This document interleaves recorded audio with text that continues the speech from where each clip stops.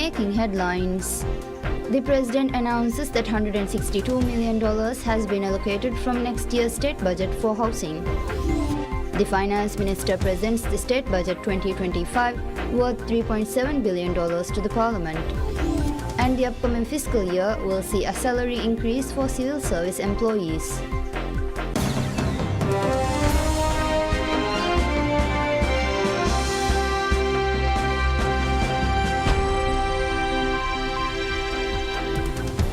Bismillahirrahmanirrahim. Assalamu alaikum. Hello and welcome to PSM News in English with me, Rukma Mahmoud. Looking into the details, President Dr. Mohammad Moiz has announced that $162 million has been allocated from next year's state budget for housing projects. The statement was made by the President during the graduation ceremony of the Maldives National University, MNU. Speaking at the ceremony, President Dr. Moiz stated that the administration prioritizes fostering a community with strong social cohesion alongside its goal of nurturing an academically capable generation. He highlighted that the 2025 state budget will focus on addressing the housing crisis, which he identified as one of the most pressing issues facing society today. The president disclosed that the new housing projects worth $97 million will also be launched next year, noting that this budget allocation represents the largest amount ever designated for housing in the Maldivian history. During his address, President Dr. Moiz shed light on the efforts exerted by the government to diversify the economy and increase job opportunities. This includes the recently introduced creative economy targeting the youth, along with several opportunities to establish a complete payment gateway by selling various innovations. Furthermore, the president revealed the government's overarching goal of ensuring that the digital economy constitutes to at least 15% of the GDP by 2030. Aiming to achieve this target, the Maldives Monetary Authority (MMA) has begun preparations to introduce cryptocurrency or digital currency in the Maldives. Additionally, the president stated that the government aims to position the Maldives as a leader in the field of artificial intelligence. Reiterating that achieving results is the top priority, he affirmed his commitment to diligently pursue these objectives. We'll return after a short prayer. Stay tuned.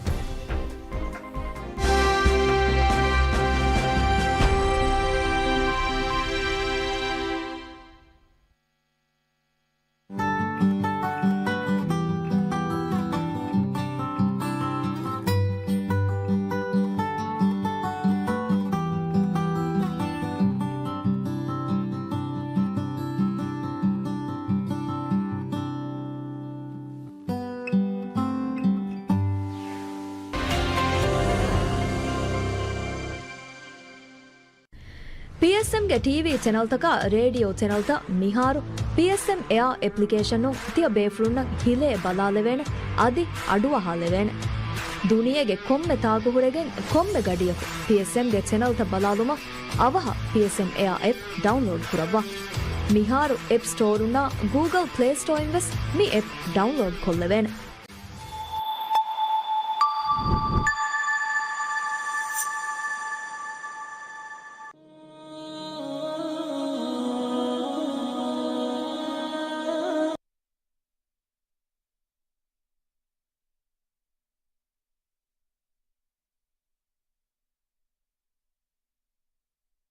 الله أكبر الله أكبر الله أكبر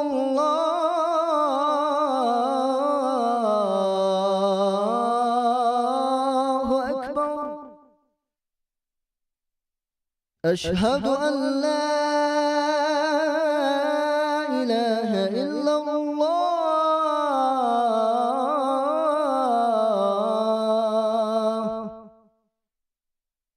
أشهد أن لا إله إلا الله أشهد أن محمدا رسول الله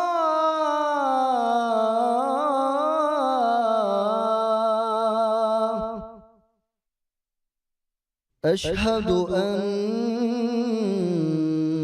محمدا رسول الله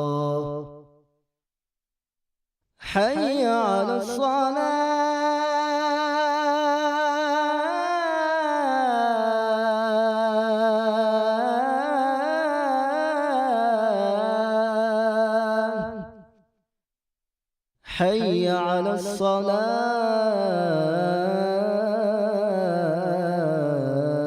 الصلاة حي على الفلاح حي على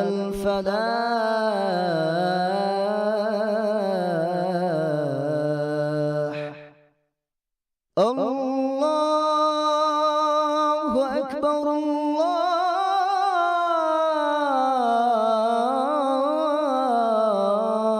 الله أكبر لا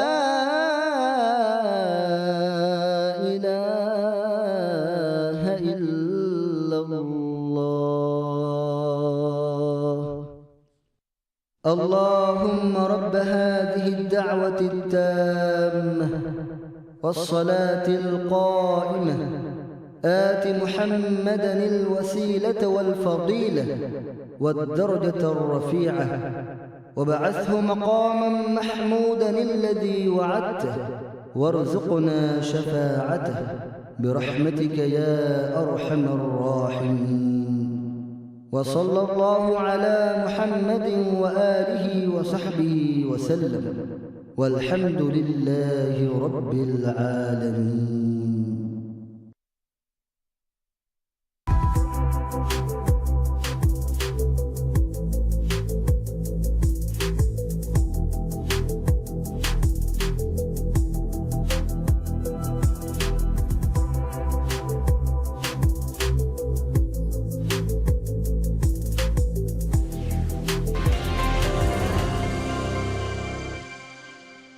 ತಕ್ಕೆ ಬಂದೆನ್ ಹಲ್ಲು ನೋಯ್ ಗೆದೊರುಗ ಮಸ್ಸಲೆಯ ತಾಬದ ಇರಾದು ಕವಿಯ ಹಲ್ಲುದಿಂದ ಹಲ್ಲು ಕೊದ್ದೆ ಅಳ್ಗಣ್ಮೆಂಗೆ me ರಾಜ್ಯಗ ತರಗ್ಗಿಗೆ ಗಿನ ಮಶ್ರೂತಕ್ಕೆ ಕುರಿಯಂಗೆ ಬಗೆಂದೆ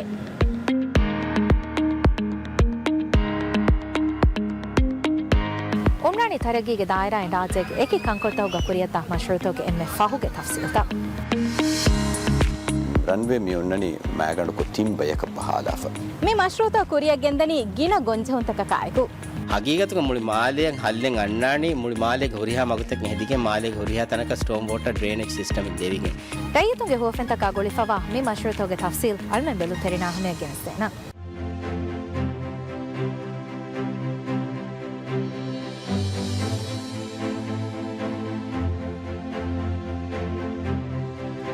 ದುವೆಲಿ Aditya ದುವಹುಗೆರೆ 22 ಕಡಿ ಸುಮ್ಮಿನಟುಗ PSM ನ್ಯೂಸಿಂಗ್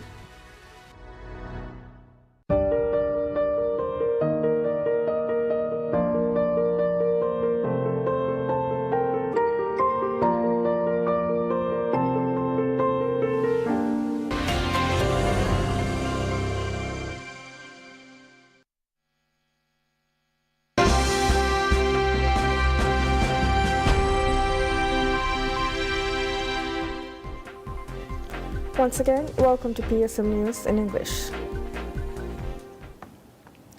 Minister of Finance Musa Zamir presents the State Budget 2025 worth $3.7 billion to the Parliament.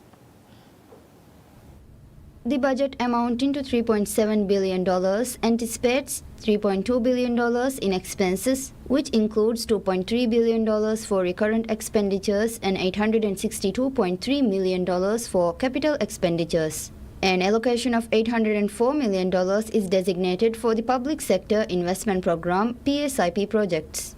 Minister Zamir noted that the government expects to receive $2.57 billion in donations, confirming that $428 million in savings is also anticipated due to stringent measures aimed at reducing state expenses. The budget was developed with the understanding that significant reforms will be implemented throughout 2025.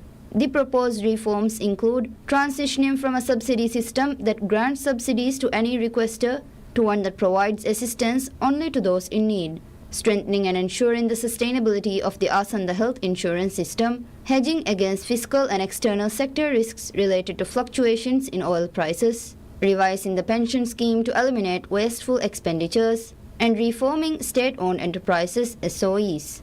The government asserts that these reforms will be effectively executed alongside the next year's budget, emphasizing that the 2025 budget is responsible and represents the lowest deficit in recent history. The administration aims to maintain this momentum and reduce debt to sustainable levels. In a decisive move to address the pressing housing crisis, the government is prioritizing housing initiatives in the upcoming budget for the Maldives. During the budget presentation, Minister of Finance Musa Zamir emphasized that special priority has been assigned to implementing effective solutions aligned with the President's vision. He noted that the 2025 budget aims to ensure that a substantial portion of the population is adequately housed. The budget designates $65 million for housing loans at a 5% interest rate, with an additional $130 million earmarked for housing loans through local banks. Furthermore, $117 million has been allocated for new housing under the Public Sector Investment Program (PSIP) projects, representing a noteworthy investment in the housing sector. Minister Zamir proclaimed that the 2025 budget constitutes the largest government expenditure on housing in the history of the Maldives, positioning the forthcoming year as the onset of a golden age of housing. He highlighted that 50% of the new PSIP projects are specifically designated for housing initiatives, further underscoring the government's commitment to enhancing living conditions in the region. Minister of Finance Musa Zamir has announced the upcoming fiscal year will see a salary increase for civil service employees. He made the announcement proposing the state budget to the parliament. The proposed budget totals $3.7 billion and aims to enhance the compensation structure for public sector workers. In his remarks, Mr. Zamir highlighted that the budget allocates $32.6 million specifically for harmonizing salaries of all civil service and judiciary employees. This move is part of the government's commitment to ensuring fair compensation across these sectors. Additionally, the minister indicated that salary adjustments for all other public employees are scheduled to occur in 2026, signaling a broader approach to improve wage structures within the civil service. The introduction of these measures reflects the government's focus on promoting equity and motivation among public sector workers, ultimately contributing to enhanced public service delivery.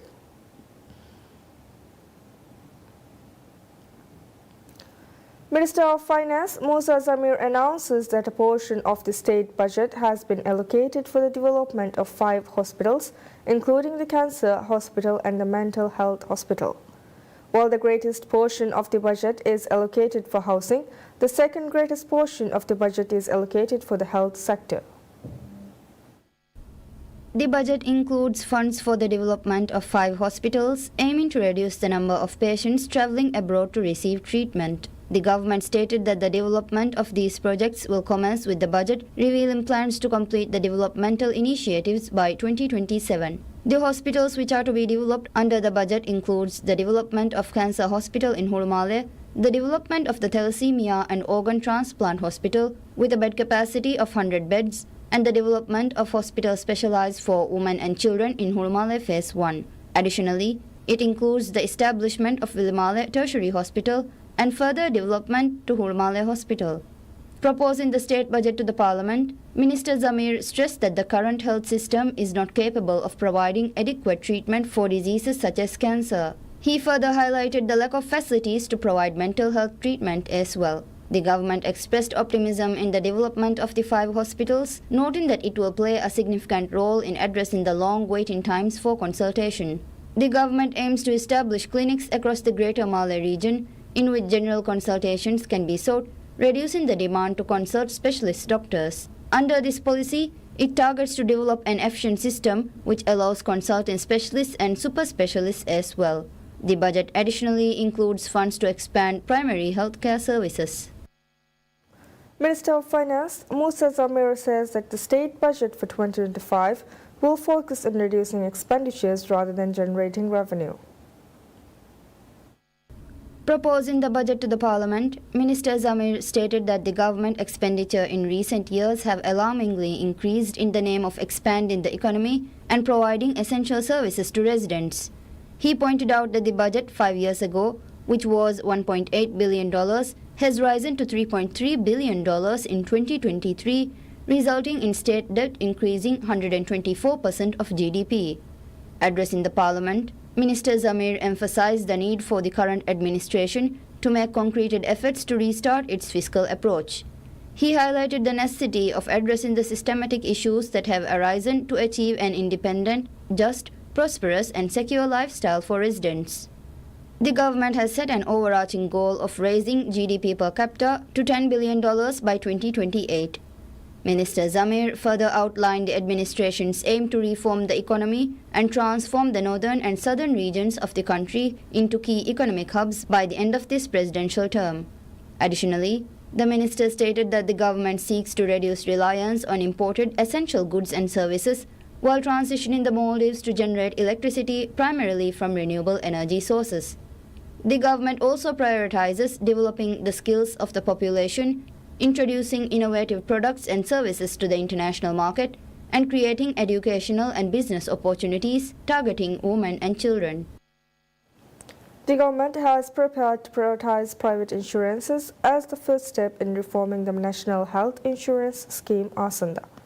This initiative aims to reduce expenses, particularly wasteful expenditures associated with the scheme.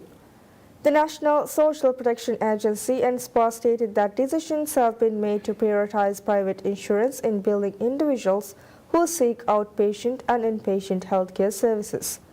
This change is part of the government's broader efforts to reform and enhance the ASANDA scheme. Then SPA clarified that individuals whose private insurance does not cover specific services or has expired will still receive coverage under ASANDA. And SPA encourages all individuals to obtain a receipt when accessing services from ASANDA and to report illegal service providers. ASANDA Company Private Limited has reported a concerning annual increase in its expenses, which has raised alarms among relevant authorities. The company has highlighted the challenges it faces in providing services to those most in need, as the current system permits all individuals to access services equally. In response, the government is working to ensure that ASANDA prioritizes those who require its services the most. The Parliament formally approves the government's proposals to increase tourism taxes. The amendments to the Goods and Services Tax Act, the Maldives Tourism Act, and the Taxes and Fees on Passengers Departing from an Airport Act were approved by the Parliament without any additional modifications. With the new measures, the green tax for tourism service providers and guest houses with fewer than 50 rooms will increase from $3 to $6 per tourist.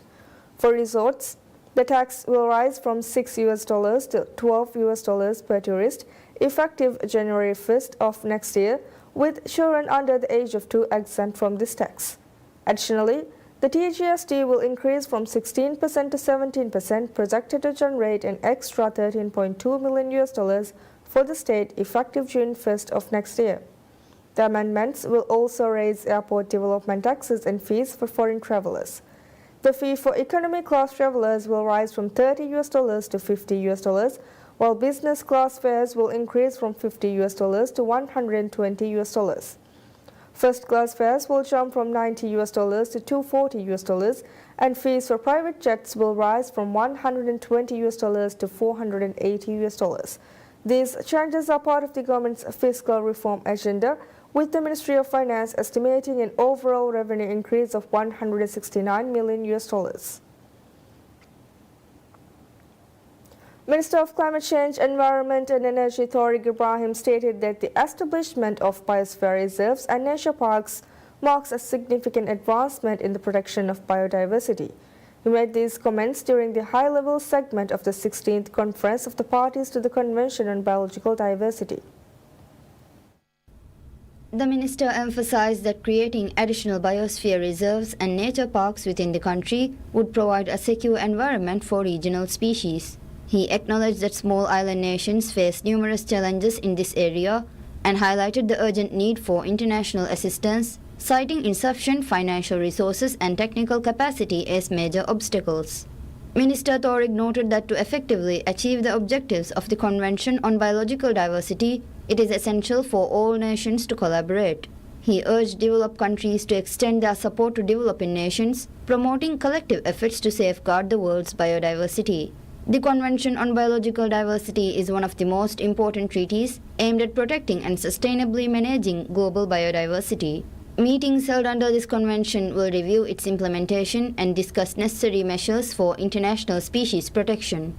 The primary goal of the 16th Conference of the Convention on Biological Diversity is to establish a monitoring system for species conservation efforts and to explore strategies for increasing funding for conservation initiatives. The creation of such a system would facilitate the assessment of progress made by each participating country.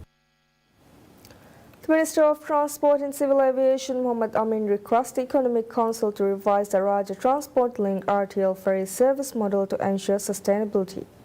Speaking to the Economic Affairs Committee of the Parliament, Minister Amin highlighted that while the RTL service is vital for the public, the current system is not viable in the long term due to its heavy reliance on state subsidies. Since its launch, RTL has incurred significant costs with $3.1 million spent in its first year and $8.5 million last year, expected to rise to over $18.2 million this year. Minister Amin noted that the existing model only recovers 20% of costs, with 80% covered by subsidies, which could exceed 1 billion rupees annually if unchanged. The government plans to maintain the RTL rollout schedule, aiming for project completion by 2027. To enhance sustainability, they propose reducing the subsidy rate to 55% and increasing the recovery rate to 45% based on recommendations from USAID.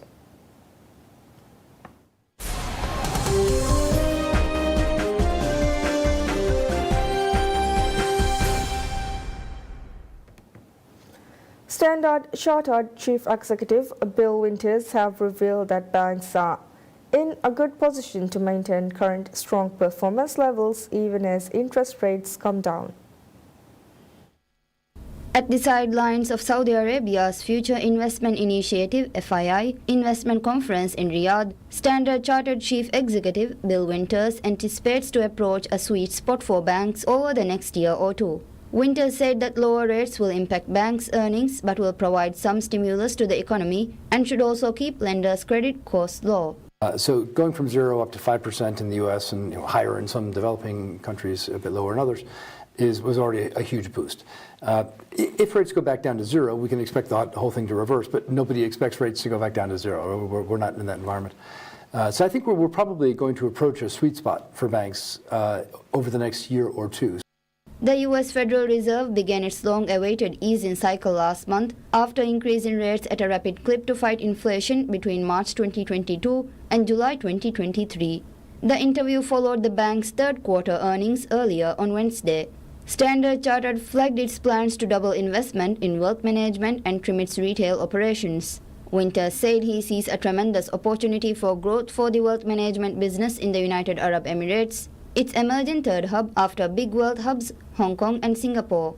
The very important third wealth hub is Dubai, or the UAE more broadly, because Abu Dhabi is also building.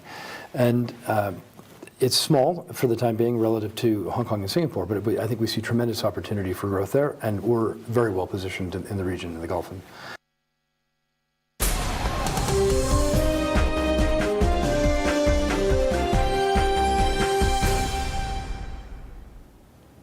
The Independent International Commission of Inquiry on the Occupied Palestinian Territory, including East Jerusalem and Israel, condemned the number of child deaths in Gaza amid Israeli strikes in the Palestinian enclave.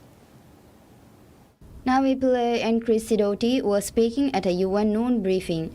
Sidoti noted that 38 Israeli children were killed on October 7, 2023, and at least 13,319 Palestinian children have since died in Israeli attacks.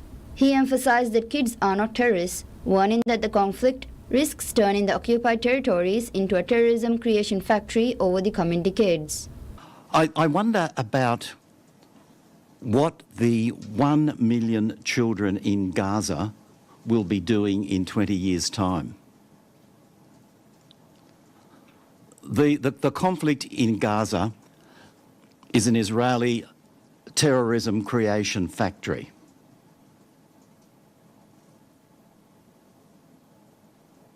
and there is no sign of it finishing. Pillay urged global leaders to change their approach to both states, insisting on a distinction between occupier and occupied. She called on states under international law to withhold military and political support for the occupation. You have to change your attitude in the way you treat these two states, Palestine and Israel. You have to distinguish between them. So, one is an occupier and the other are occupied. And the onus then lies on every state under international law to take steps not to cooperate with the occupation itself. Israel began its military campaign after the October 7th attacks on southern Israel by Hamas-led fighters. More than 42,000 Palestinians have been killed in Israel's offensive so far, according to Gaza's health authorities. That's it for now. Thank you for watching. Have a pleasant day ahead. Bye-bye.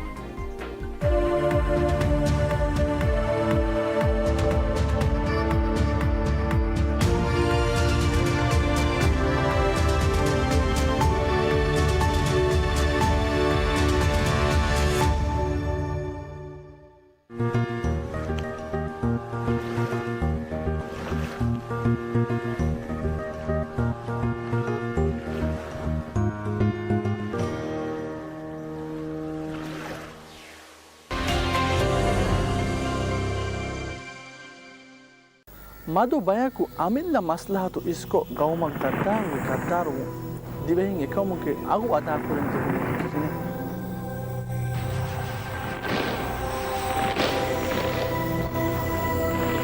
ರಾಜ್ಯಕ್ಕೆ ವೆರಿಕಮಾತೊಳೆ ತಿನೆ November ಕಾದಿ ಹಮದಾಕೆ ಫಾತುಕವ ಸವಬಕಿ ಕೊಬಾ ಎದುಹು ವಶಾಕಿಂ ಹಿಂಗಾದಿಯ ಮುಹಿಮ್ಮು ಕಂಕಮ ಎದುವಹು ದಿವೆಹಿಂ ಕುರಿ ಹಿತಿ ತಜ್ರಿಬಾಗೆ ಹಂದಾತ ನಸ್ರುಗ ದುವಸ್ ಮುಹಿಮ್ಮುವ ಸಬುತಕ ಮಿಹಾರ್ಗ ಚೀಲಂಕುರೆ ಇಬ್ರತ್ತಗ ವಾಕತ ಮಿಹುರಿಹ ವಾಹಕತಕ ನಸ್ರುಗ ದುವಸ್ ಪಾಹಕುರ್ಮ ಕೌಮಿ ದಿಫಾಯಿ ಬಾರು ಕುರಿಯಗೆಂದ ಮುಹಿಮ್ಮು ಹರಕಾಯತೋಗೆ ಮೌದುಮಾತು ನಸ್ರುಗೆ ದೂಗೆ ಖಾಸ coverage ತಿನೆ ನವೆಂಬರ್ವಾ ಆದಿತ ದೂಗೆ ಫತಿಹು ಹತರುಗಡಿ ತಿರಿಹು ಎರೆ ದಂವರು ಬಾರಜಕ್ ಮಹನೆಯ PSM News से यादू तकुम्मी शुक्र मेरी तराना शहीदों के जिक्रागे मती मेरी फसाना